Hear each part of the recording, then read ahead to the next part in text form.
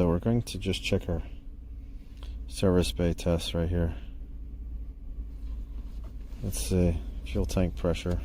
And I switched my scaling over to English units instead of metric. Why did it time out?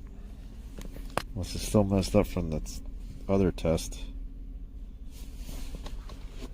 This is a struggle. Let's see, seal system.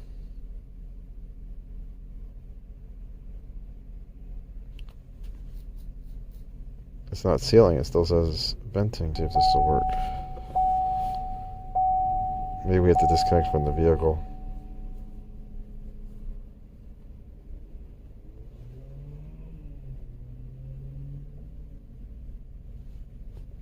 There, it says not venting.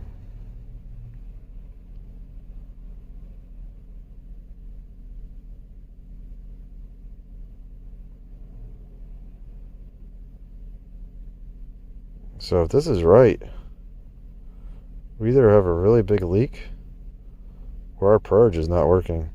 Because this should be pulling this tank down into like a huge vacuum. I'm thinking we got a really big leak here. This thing should, I don't think our purge is working too well. Because this thing should be running like complete crap at 100% purge.